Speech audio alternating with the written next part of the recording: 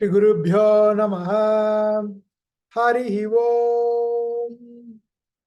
எல்லாம் வல்ல திருச்செந்தூர் முருகப்பெருமானின் தனி பெருங்கருணையாலே நாம் நக்கீரர் சுவாமிகள் அருளிச் செய்த திருமுறாற்றுப்படையை பார்த்து கொண்டிருக்கின்றோம். திருமுறாற்றுப்படையில் பழனியம்பதி, திருஆவினன்குடி என்ற பழனியம்பதியில் முருகன் வீற்றிருக்கும் பாங்கை பார்த்து கொண்டிருக்கின்றோம். முருகனை நோக்கி தேவரும் முனிவர்களும் வருகின்றார்கள். போன தடவை நாம் இவ்வாறு திருமால், சிவன் மற்றும் இந்திரன் முருகப்பெருமானை காண்பதற்கு அங்கே வந்தார்கள் என்பதை பார்த்தோம்.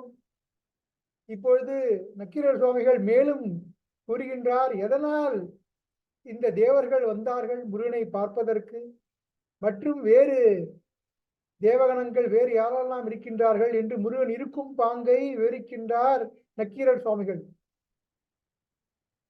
நாற்பெருத்தெய்வத்து நன்னகர் நிலைய உலகம் காக்கும் ஒன்று புரி கொள்கை, பலர் புகழ் மூவரும் தலைவராக ஏமுரு ஞாலம் தன்னில் தோன்றி, தாமரை பயந்த தாயில் ஊழி நான்முகன் ஒருவர்க்கு சுட்டி காண்பர.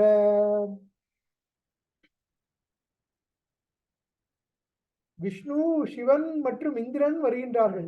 ஏன் வருகின்றார்கள் என்று பார்த்தோமானால், யார் வரவில்லை என்றது உற்று கவனித்தால் ஏன் இவர்கள் வந்திருக்கிறார்கள் என்று தெரியும்.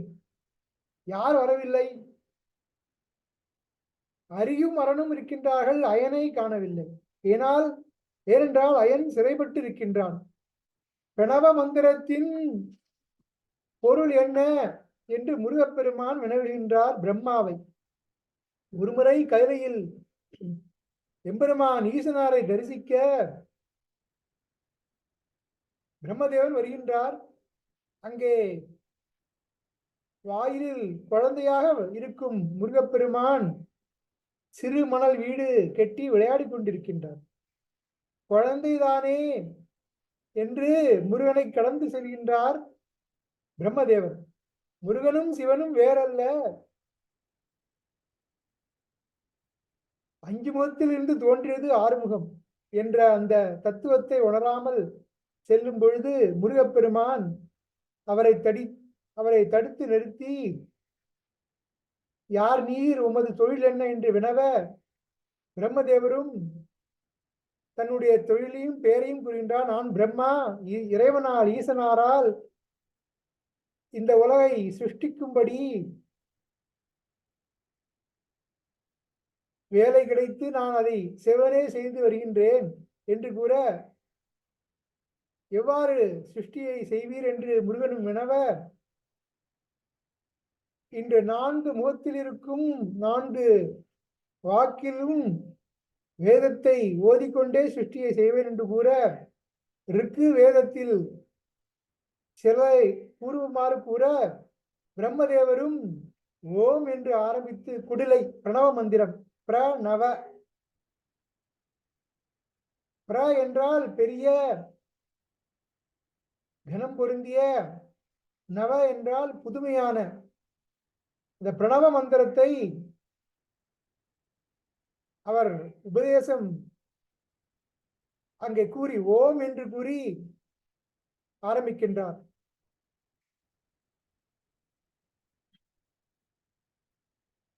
எது வேதத்தின் முதலில் கூறப்படுகின்றதோ, எது வேதத்தில் கடைசியில் கூறப்படுகின்றதோ, எது வேதத்தின் நடுவில் இருக்கின்றதோ, அதுவில் அந்த பிரணவத்திலேயே பிரம்மன் நிலை கொன்று நிலை பெற்றிருக்கின்றான் என்பது வேத வாக்கு. யோதாஸ்வர புரோக்தா யோ வேதாந்தே ச பிரதிஷ்டிதா என்று வேத வாக்கு. அப்படி அந்த ஓம் என்று அவர் கூறும் பொழுது, பிரம்மதேவரே இந்த ஓம் என்பதற்கு என்ன பொருள் என்று வினவ, பிரம்மதேவரும் விழித்து நிற்க, அவரது 4 தலைகளையும் தன் கையால் குட்டிய அந்த ஆணவத்தை போக்கி ஸ்பர்ச தீட்சை செய்து முருகப்பெருமான் அவரை சிறையில் இட்டு தானே அந்த சிருஷ்டி தொழிலை செய்ய ஆரம்பித்தார். உகந்த பிரணவத்தின் உண்மை புகன்றிலையால் சிருஷ்டி தொழில் அதனை செய்வதெங்கன் என்று முனம்குட்டி சிறையிருத்தும் கோமானே கந்தகலிவென்பார் குமரக்குருவர் வாக்கு. அப்படி பிரம்மதேவரை சிறையிருத்த முருகப்பெருமான் அவ்வாறு செய்யுமாறு அந்த சிருஷ்டியானது நின்றுவிட்டது. கந்தபுராணம் கூறுகின்றது, முருகப்பெருமான் அப்படி செய்யும் பொழுது சிருஷ்டி நின்று விட்டது. தேவர்கள் சிருஷ்டி நின்று விட்டதால் இந்த 3 பெரிய தலைகள்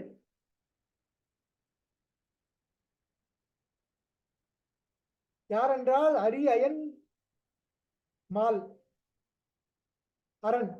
அரி, அரண், அயன். அயன் சிறைப்பட்டு விட்டார், சிருஷ்டி நடக்கவில்லை. அதனால் காக்கும் தொழிலும் இல்லை. யாருக்கு? திருமாலுக்கு. சிருஷ்டி நின்று விட்டதால் அழிக்கும் தொழிலும் இல்லை அரணுக்கு, ஈஸ்வரனுக்கு, சிவபெருமானுக்கு.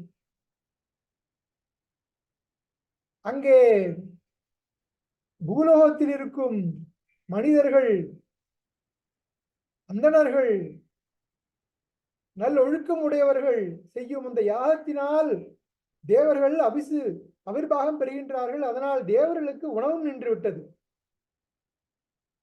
எனவே எல்லோரும் முருகனை வேண்ட முருகன் என்ன பண்ணுகின்றானாம், ஒரு கரத்திலே ருத்ராட்ச மாலையை கொண்டும் ஒரு கரத்திலே அந்த தண்ணீர் நிறைத்து இருக்கும் பாத்திரம் கமண்டலம் அதை கொண்டும் ஒரு கரம் வரமும் அருள ஒரு கரம் அபயம் தர முருகப்பெருமான் சிருஷ்டியை செய்கின்றானாம் என்று கந்தபுராணம் கூறுகின்றது. ஒரு கரத்தில் கண்டிகை வடம் பறித்து ஒரு தன் கரத்தில் குண்டிகை தரித்திரு கரங்கள் வரதமோடு அபயம் தர பரம்பொருள் மகனோர் திரிமுகம் கொடு சதுர்முகன் போல் விதி செய்தான் சதுர்முகன் போல் விதி செய்தான். இவ்வாறு முருகன் படைக்கும் உயிர்கள் எல்லாம் உத்தமமான உயிர்களாக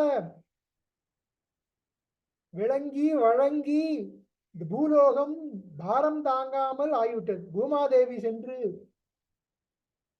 தன்னுடைய கணவனான திருமாலிடம் முறையிட திருமால், சிவன் மற்றும் இந்திரன் முருகனை காண அங்கே வந்து சேர்ந்தனர். அதை கூறுகின்றார் நக்கீரர் சுவாமிகள். தாமரை பயந்த தாவில் ஊழி நான்முகன் ஒருவர் சுட்டி காண்பர. இவ்வாறு தேவர்கள் இருக்கின்றார்களாம். அடுத்து யார் வருகின்றார்கள் என்றால் 33 கோடி தேவர்கள். கோடி என்றால் வகை. 33 வகையான தேவர்கள். யார் என்று கேட்டால் ஏகாதச ருத்ராய நம 11 ருத்ரர்கள், துவாதச ஆதித்தர்கள் 12 ஆதித்தர்கள், அஷ்ட வசுக்கள் 8 பேர், அஸ்வினி தேவர்கள் 20. இப்படி 33 தேவர்கள் வருகின்றார்களாம்.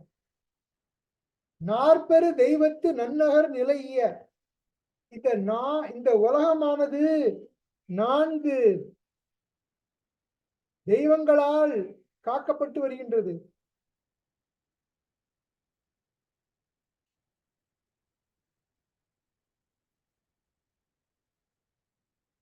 அயன், அரண் மற்றும் அரி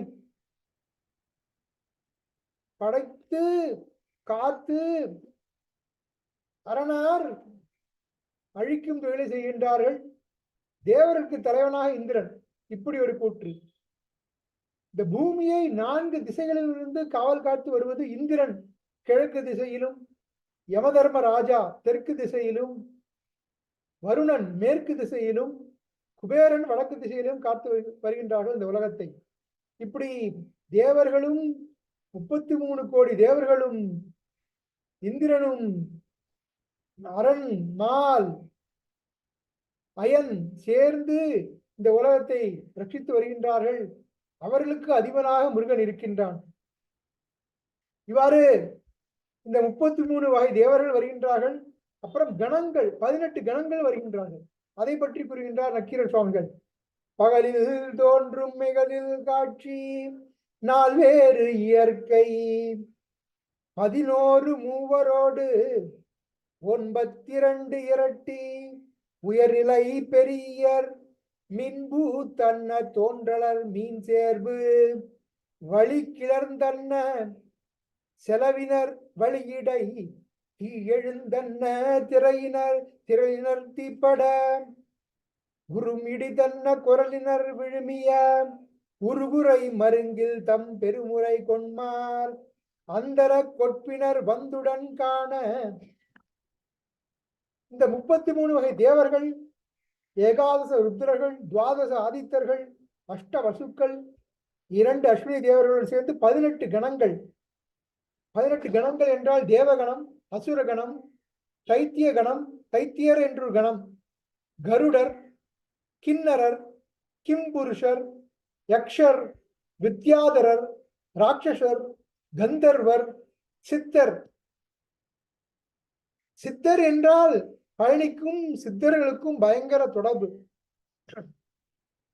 என்றால் சித்தன் வாழ்வு என்று ஒரு ஊர் என்று பெயர் பழனிக்கு இருக்கின்றது. அபய விராட்டி கூறும் பொழுது சித்தன் வாழ்வு இல்லந்தோறும் 3 எரி உடைத்து, இந்த பழனி என்ற சித்தன் வாழ்வு இந்த ஊரில் இல்லந்தோறும் 3 அக்னிகளை அந்தணர்கள் ஓம்பி வளர்த்தார்களாம் என்று அவையார் வாக்கு. சித்தகணங்கள், சாரணர், பூதர், பைசாசர், தாராகணம், நட்சத்திரமும் கிரக கூட்டங்களும் நவகிரகங்களும், நாகர், ஆகாசவாசிகள், போக பூமியார் என்று 18 கணங்கள் இங்கே பழனியில் முருகனை காண்பதற்கு வருகின்றார்கள். அவர்கள் எப்படி வருகின்றார்களாம்? அவர்கள் தேவர்கள் ஸ்தூல சூக்ஷ்ம சரீரம் உடையவர்கள் கிடையாது. அவர்கள் உடலே ஜோதியினால் இருக்கும் உடல், ஒளி பொருந்திய உடல், சூரியன் போல் பிரகாசம் படைத்த ஒளி பொருந்திய உடல்களோடு நட்சத்திர மன்றத்தில் காற்று அடித்து நெருப்பு கிளம்பினால் போல அவர்கள் வருகின்றார்களாம்.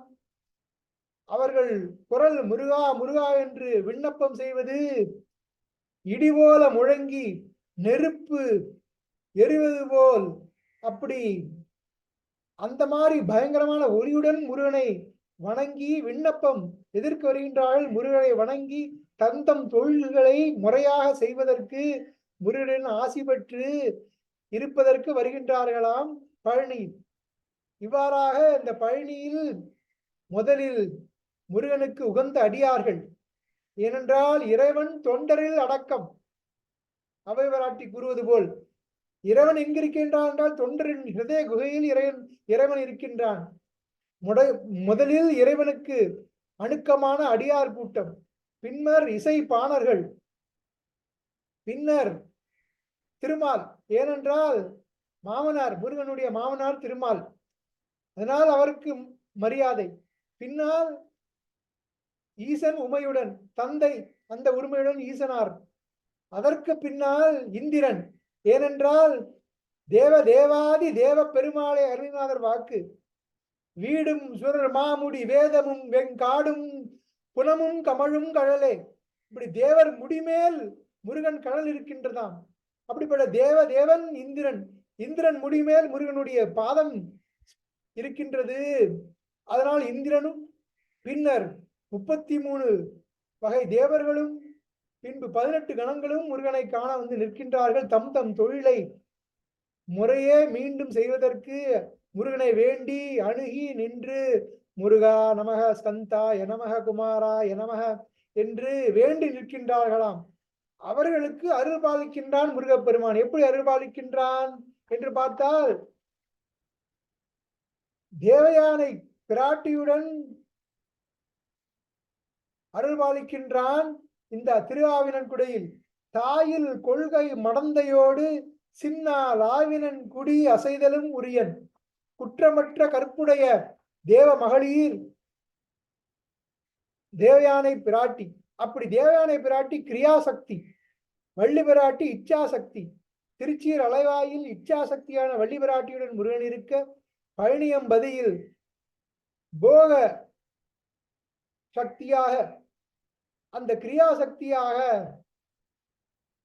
தேவயானை அம்பாளுடன் முருகன் காட்சி தந்து தேவர்களுக்கு அருள் புரிகின்றான் என்று அரிநாதர் கூறுகின்றார். அப்படிப்பட்ட பழனியம்பதி சித்தன் வாழ்வு. ஆவினன் குடி, திரு ஆவினன் குடி.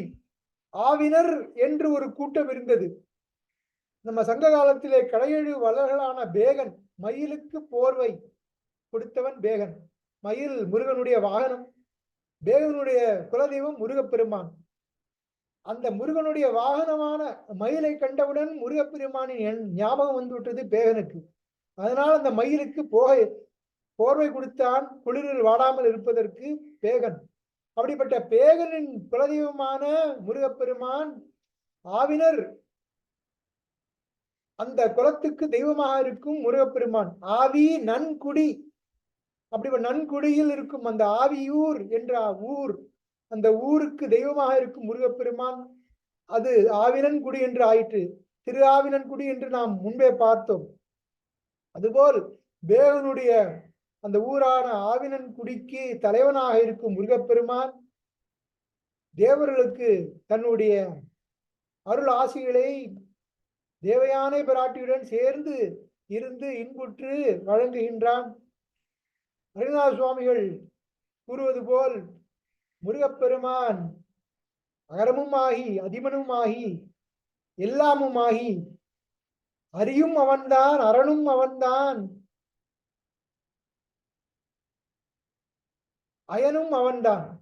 அவர்களுக்கு மேலாக எல்லாருக்கும் முக்தி இன்பத்தை கொடுக்கக்கூடிய வல்லவனாக முருகப்பெருமான் இருக்கின்றான்.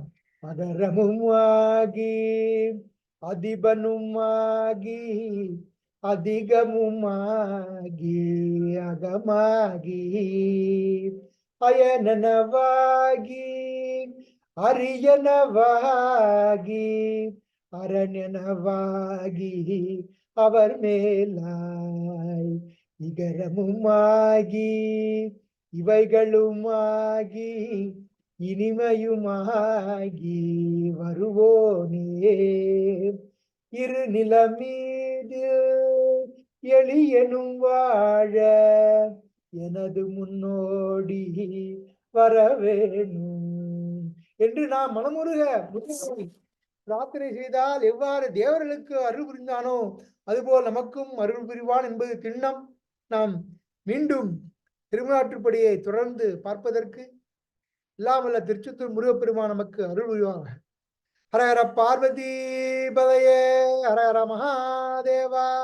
தென்னாடுடைய சிவனே போற்றி, எந்நாட்டவர்க்கும் இறைவா போற்றி, காவாய் கனகத்திரளே போற்றி, கைலை மலையானே போற்றி போற்றி. தன் கடன் அடியேனையும் தாங்குதல் என் கடன் பணி செய்து கிடப்பதே. வெற்றிவேல் முருகனுக்கு அரஹரோஹரா.